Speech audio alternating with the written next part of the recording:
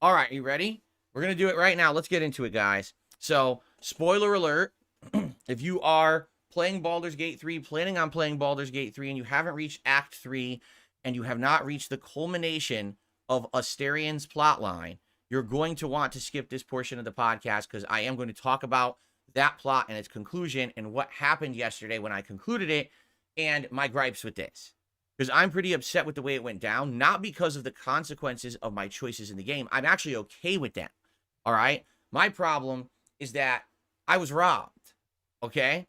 To give you a brief summary, because of my choices, a character left my party and gave me all the items in their inventory except the ones they had directly equipped on their person, which were all unique items you can never get back. These are items that I spent over 120 hours during my playthrough collecting to make the perfect build, and now they're lost completely, erased from existence. Okay? So I want to tell you the story of what happened. I want to tell you my opinion on it and how I think that Larian could absolutely improve this engine if they actually really wanted to make it truly like a role-playing game rather than we just make arbitrary decisions and you live with them game, which is really what this game is, sadly. And then we're going to go from there. But I'm sure everyone's going to have difference of opinion because people in the chat have already. They were going back and forth this morning about it. So let's do it. Let's talk, shall we? Yeah, let's do it. All right. So here's the deal. Asterian is one of your party members who you find right at the beginning of the game. He is a vampire spawn, meaning that in his past, a vampire bit him and made him basically a vampire, but he doesn't have the full powers of like the vampire lord. He's just one of the underlings, okay? But because in the plot he has this illithid parasite in him, he somehow is freed from the control of his master, and he's able to walk daylight. So he's a daywalker vampire, okay? So most of the plot, he is your go-to guy when it comes to lockpicking, when it comes to being stealthy. You know, he's the rogue, he's the guy in the shadows all the time, right? So, you know, you can build him various ways. You can have him backstabbing people, being invisible, or you can have him from range doing crazy ranged attacks and stuff like that. I've used him in various different ways over the playthrough, okay? Notably, near the end game here, his build is so good that he basically gets like tons of turns. Like he gets 3 to 4 turns in one turn, and he gets giant critical hit damage. He gets elemental damage. He gets all this extra stuff on top of everything we're doing, you know, that would be a basic rogue class. And that's because of the way I built him, but that's also because of his gear, okay? And he's been a critical part of my game. He really has. 120 hours in, he 100% has always been a part of my party. Unlike everyone else who I've swapped in and out, he has literally been a staple of my party since day one because of his uniqueness. He's the lock picker, right? He's the stealth guy. Now, here's the thing about Asterian and his character. He's not a good guy.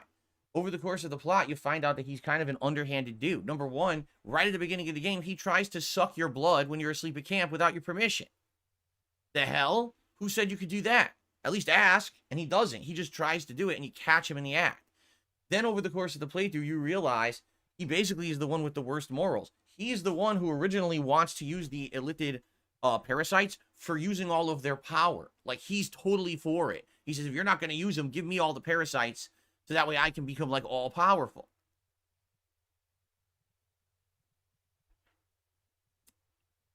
Now, basically when you play through the game and you get to know him better, you kind of sympathize for the guy because finding out all the crap he's been through in his life, being a vampire spawn, that he's gone through horrible, horrible things. He was very mistreated by his master, Cazador. That's the name of the vampire who turned him and controls him. I mean, over the course of the game, you got people who are hunting him because he's a vampire spawn. He runs into his former spawn mates. I guess you could call them like brothers and sisters in being turned into spawn, and see, you know, you'll learn about their horrible backstory and how they were mistreated and all of that. So you do sympathize with him somewhat. But I mean, out of all the dialogue choices and everything in the game, he's the evil dude. Like, you could tell if you did an evil run playthrough and did all the like harsh choices, he would be in love with you. Like, he would absolutely love all your choices because that's what he wants. He doesn't care about people being treated well. He just kind of laughs and snickers at everything and likes when people get hurt. He literally, every time in the game when you make a good decision, it says, Asterian disapproves. But why? It's kind of weird because obviously your first run in an RPG, a lot of people want to do kind of the goody two shoes run, and then you'll go back and you'll do the evil run. Well, he's introduced right at the beginning of the game, along with all the other party members. And when you make the good choices, all the party members like the choices, just not him. So over the course of the game, if you make moral choices, Asterion dislikes you more and more. And there's a couple critical things you have to do during the game choices, during the plot, that make him change his character a little bit and his attitude towards you. Notably, there's this one time where he wants to learn about these runes that were carved into his back by his master. Now think about how fucked up that is. His vampire master literally, with a knife or something, carved stuff into his back, right? And he doesn't know what it is. And a demon shows up and says, I'll tell you what those runes are as long as you do a favor for me. We'll come to find out the favor is an awful favor. He wants you to murder, basically, a creature that's a slave of his. It's another plot line. I don't want to really get into it and spoil it. But basically, again, the moral choices lead you to do things differently. Because you do moral choices, Astarion's angry with you. Oh, I didn't get to learn what the runes on my back are. Now, the funny part about that is you just find out what they are later anyway, easily. It's not like, oh, it's a hard thing now and you lost out on an opportunity. You're just going to find out in the plot what they are anyway. So it doesn't even matter that he found out earlier or later. He finds out anyway. So there's no reason why he should be so upset with you. But he is anyway. Okay? So over a few more choices in the game, he may like or dislike you more. But basically, by the time that I got to the end of the game, he's in my party. He's adding all these dialogue options. And by the way, we're doing his companion quest line.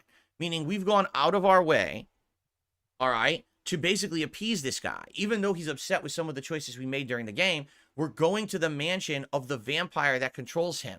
We're getting his revenge. We're killing everyone in there that doesn't like him. And now we're going to get to this big boss fight against the vampire. Literally, the only reason you're there is for him. You're not looking for anything there. There's no items you need. There's no power you're going to get by killing this vampire. You're literally doing this just for him.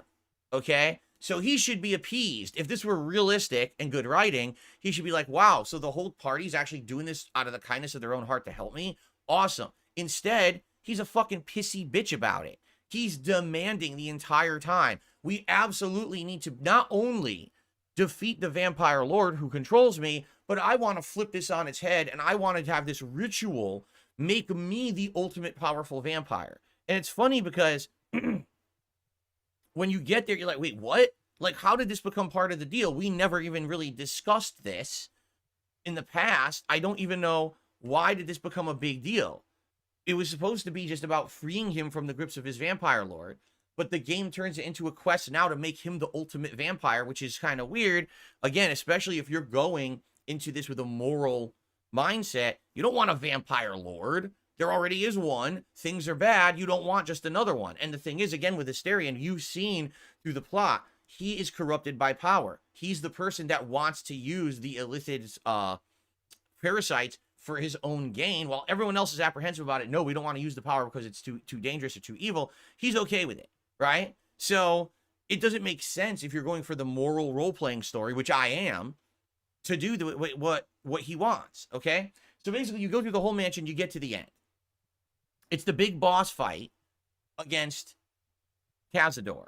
And it's a unique boss fight, like most of these endgame boss fights. It's not bad at all. I actually was enjoying it.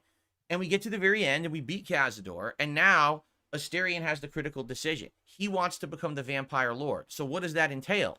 Well, this ritual has to complete. It means that everyone in this ritual circle is about to die. It means that all of these vampires spawn, that supposedly they're saying there's thousands of them that are trapped in the castle, are all going to be sacrificed so that he can become the ultimate vampire. Now he's going to control the legions of vampires in Baldur's Gate. And again, as we've already seen in the plot, Asterion sadly can't be trusted with power. He's the one who wants to misuse the illithid power early on. So the track record says, no, this is bad. Even when you're going to make the decision of you want to go with this or not, Shadowheart speaks up and says, no, you don't want to do that because you're going to sacrifice all these people just for him to get more power. This doesn't make sense. It's kind of like you're getting rid of one dictator to replace it with another dictator, but because you're friends with that dictator, it's okay. No, the dictator alone is bad. It doesn't matter who it is. There shouldn't be one, right?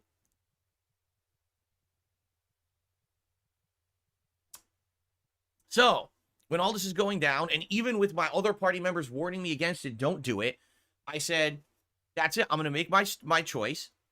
No, I'm not going to allow him to do the ritual. Okay. So by the way, it's revealed that the writing on his back from Cazador is the ritual marks. It's just he was going to be one of the sacrifices for the ritual. And during the ritual, you rescue him. So again, all the things you're doing for this character, right? You went to Baldur's Gate, you went to the mansion, you kicked the vampire's ass, and you saved him from being ritually sacrificed. That's not good enough. He still doesn't like you because you don't want to do exactly what he wants. You want to talk about a fucking spoiled brat? That's Astarion. He's fucking such a spoiled brat character. If he doesn't get exactly his way, he hates you. How the fuck does that make any sense? You've done this guy so many favors at this point. You saved his ass early on from vampire hunters. You saved him when his brothers and sisters came to camp and tried to kill everyone in the night. You went there, you stormed the castle, you beat the vampire lord, you free him from his control. Oh, well, I'm still pissy with you. Well, fuck you then. Like, really, what a badly written, not badly written, but I understand. They're trying to say, again, this guy is a corruptible character who basically, he's kind of incorrigible. No matter how much you like him, he's always going to be that kind of guy, and you got to deal with that, right? So, I made the choice, and I said, no, we are absolutely not going to let you become the vampire lord. And then he says, okay, and he turns and he brutally murders Cazador, all right? And then he says, just listen to this. Well, since you made your choice, you wouldn't do what I wanted, I'm going to storm away like a spoiled brat. I didn't get my way, so I'm going to throw a tantrum. Number one, I'm going to leave your party permanently and you never find me again, okay? Number two, and listen to this, I've decided that because I can't get my way, all those prisoners out there, all those imprisoned turns just like me, they're all vampire spawn. Oh, they'll never be freed. And he takes the staff, that's the doors to the cells for the prison, and he snaps it on his knee. So now all those people are stuck permanently and can never be freed because he's a spoiled fucking brat. He didn't get his way, so now it's tantrum time. And it's like, wait, what? You didn't gain anything by doing that. You're just an asshole, right? So then he storms away. And I'm like, listen, all right, let me get this. If he's out of my party for good, okay, it's sad because he's been my go-to rogue. He's been my lockpicker. He's been my stealth guy. He's been a part of the plot for 120 hours. Yeah, it hurts to lose someone who's a key party member. Like I said, I literally never took Astarion out of my party. He was there from the get-go, and he's the only character that I always had in my party, right? So it sucks to lose him. But I said, I'm going to live with the consequences of my decisions. I chose the moral path. That's the path that he didn't like. If he doesn't like me and he doesn't want to be with me anymore, that's fine. Leave, okay? So I receive a sack of items in my inventory. It's over 100 items. I said, oh, this is his inventory. This is what he had sitting in his inventory, and they give it to you so that way you don't lose all the inventory items when he leaves the party. Fine. So we go back to camp. So what are we going to do? Well, for now, Astarion's gone. Let's just get someone else quick in the party. Let's do another mission. So I did. I put another character in the party. We went and got another mission. We actually recruited another character, which is wild. I recruited a new character 120 hours into the game. I'm thinking that's probably the last one. So someone says, you know, in this game, the cool thing about it is once you hit level 12, which is the max level, which I hit a while ago, you can respec characters to however you want. And so you could essentially make a second Astarion out of this new character, Minsk, who we recruited. And I was like, oh, okay, that's neat. Let's do it then. So we did. We literally went in and built Minsk into the same Gloomstalker build that Astarion had. And I was like, well, this is excellent. Let's just have him be the new Minsk. And we'll have a new character to boot, and we'll get to learn new lore and everything. This will be neat. So we do all that, and I'm like, well, here's the thing. Half the stuff that Astarion was doing was because of his gear. He had a piece of gear that gave him a first attack every time, every fight. That was a critical hit, giant damage first attack, which is awesome. He had a piece of gear that was the best hand crossbow in the game, doing both force damage and regular damage, and it has special properties. He had a new sword I had just gotten out of the plot. It's a one-handed sword that acts like you're dual wielding. So you can attack with this sword, but get a second free attack, and it does full damage as if you're holding only one sword. It's super duper good. So he's got all of these things. He had the ability to cast a magic missile spell for free, and that's huge because there's situations where you need a guaranteed hit, and he can get it. So I got all this good equipment on him. It's really good equipment. And again, this is rare equipment that once you have it, but you can never, ever reproduce it or get it back if you lose it. It's a one-time deal. It's completely unique equipment, okay? So I'm building Minsk up, and I opened the pack that Asterion had given me of all his items, and I'm trying to transfer the armor over, and I'm like, wait a minute. Now I know for a fact he had a piece of equipment that gives him the critical hit. I can't find it. Wait a minute. Where are the hand crossbows that I've had him use the whole game? I'm looking. None of it's there. Huh? So the game programmers at Larian had the foresight to say, well, if we have a character leave, they got to give you the items from their inventory because they might have a quest item in there, right? And if there's a quest item in their inventory and they leave, you can't complete the quest. You could soft lock the game. And they didn't want that to happen. But they didn't think enough forward to say, oh, yeah, by the way, if a person leaves your party, they have equipment on them, and they should also give you their equipment, right? How would I have known that a character leaving my party means that he leaves with unique critical items that I built over the course of the game specifically for his build, and now because those items are gone, I can never use that build ever again. And it's true. With this particular build that I made, I can never have that kind of combination of attacks or gameplay ever again. It's lost.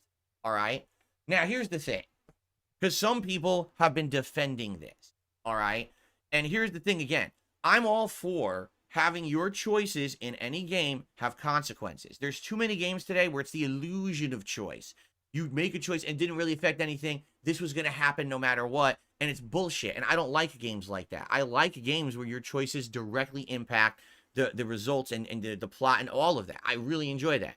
I'm okay with actually having a character who's written to basically kind of be like a spoiled brat, like Asterion is, and that's okay. I'm not arguing with the character. The character's fine. But if I make a moral choice and he's going to leave, all right, I'm okay with that. What I'm not okay with is the game now having a new game mechanic never explained ever throughout the entirety of the game, and a game mechanic that they had enough foresight to say, we don't want to soft lock you, so we're going to give you all of his inventory, but then he's going to run away with all the items that he has equipped. It doesn't make sense, okay? It just doesn't. You might say, well, what's he going to do? Strip naked when he leaves your party? Yeah, because here's what should happen. If he says, well, I'm leaving, immediately you should say, hold up. We just went through a 120-hour journey together, and if you're leaving, that's on you, and I give you the option to leave if you want to leave the party. But if you're leaving, you give me all your shit right now. And then there should actually be dialogue between you and the character, hashing it out. Maybe there's a persuasion check. Maybe there's an intimidation check. And then the option should be either you just let him go scot-free, or you have to convince him to give you your items back, or you fight him. And if you win, you keep the items, right? That's what should have happened.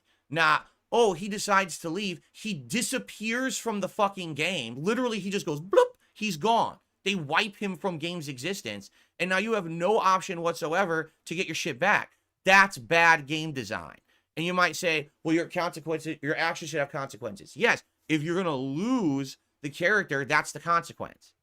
And give me the extra step of role-playing to have that dialogue so we can now determine what happens, because you're choosing to break our camaraderie, our fellowship. You're the one doing it, not me. I'm not sending you off. You decided to leave.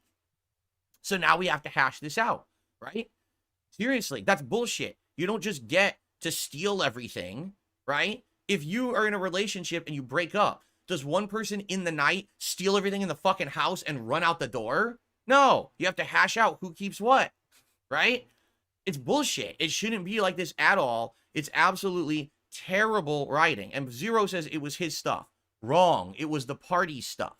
It was the party stuff, because everything earned that he had equipped on him is the party's property, because they earned it together through their fellowship and camaraderie, not him doing it alone. If there was shit on him that he had earned completely by himself, you have the right to leave with it. None of that shit was his. It was everyone's to divvy out as appropriate during their working together. Once you're leaving, now you got to determine what you get to leave with. It's that simple. There should have been that extra level of RPG, gameplay, and they didn't. Instead, they copped it out. He literally disappears from the game. Huh? How is that role-playing? Oh, I blipped you out of existence. Bloop! What the fuck are you talking about? Right? That's terrible gameplay. It is. It's bad writing. It's bad programming. It's bad gameplay. I'm sorry, you're never going to convince me different. They could have done that a million ways better to make it feel more like a real RPG, where you're playing the role of your character. I made the moral choice. Now we got to hash it out if you're going to leave. You don't just disappear from fucking existence and get away scot-free with all my shit.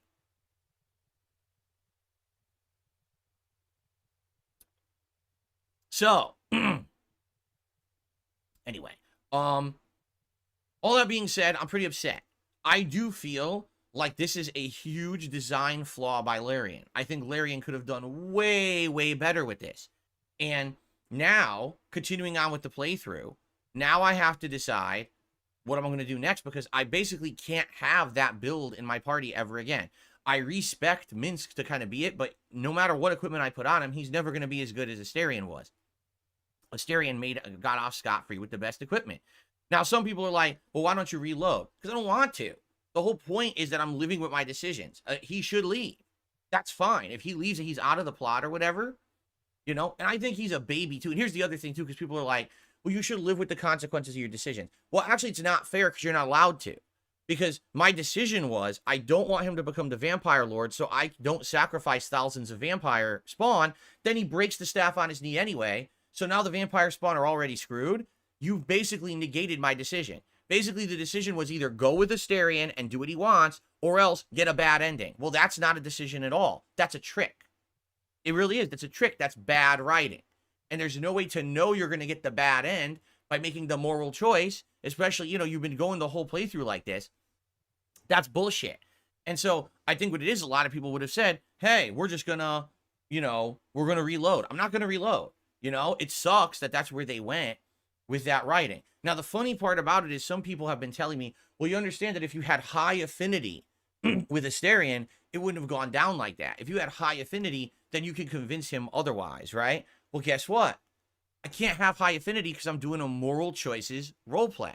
The whole playthrough, I've been trying to make the best moral choices, right? There's been a few here or there that are very tenuous, I would say. But for the most part, I'm going with the moral choices, so I'm going to live with that. So apparently, you just can never have a good outcome with Asterion if you're a moral person in this game. That's essentially what they're saying. You would have had to make bad choices that he likes. You would have had to, for example, earlier in the playthrough, you would have had to murder someone for a demon for him to be pleased with you, to learn what the runes were cut into his back, even though during the Cazador plotline, you find out anyway. So it didn't even matter that he didn't find out early. All that's a moot point, but he hates you for it anyway. Bullshit. It's bad writing. And I don't like that at all, and they could have done a much, much better job with it, and I'm not going to change my opinion on that. I don't like this part of the game. The whole Cazador plotline is broken because of it, and the game mechanic of someone leaving your party and stealing items because they literally blip out of fucking existence when they leave your party is a terrible, terrible way to code the game. They could have done a scene where you hash it out and you have these choices. In fact, wouldn't that have been better? Okay, you're deciding that we have a difference of opinion. You need to leave the party. All right, so now you're going to have a dialogue, either a persuasion check, an intimidation check, a deception check, something like that to get your inventory back. Or you mutually agree because you still like the character enough that they could just leave with the inventory, or you fight them. And maybe that could be awesome because maybe now they get to use all the shit they learned. Imagine if immediately you have to fight Asterion. He goes, okay, turn one, invisible. Oh, fuck, where is he? And he backstabs one of your characters, and he's so powerful because he's your party member, he insta-kills one of your characters. Right? Like, oh shit. Like, that would be dope. I think that would be amazing if you have to actually fight it out with them at the end for them to get their way. But they didn't put that in the game. I guess that was too tough. Or they just didn't have the design choices. They didn't think of it. I think that would have been amazing. Then you want to talk about a game that resonates as like a truly unique experience. That would have been something I've never experienced in a game before. And I would have been like, wow, that would have been ultra awesome to have in the game. But instead, they literally took the easy way out and they blip the character out of the game. Bloop, done. Code, line of code, remove. Bloop, done. What the fuck is that?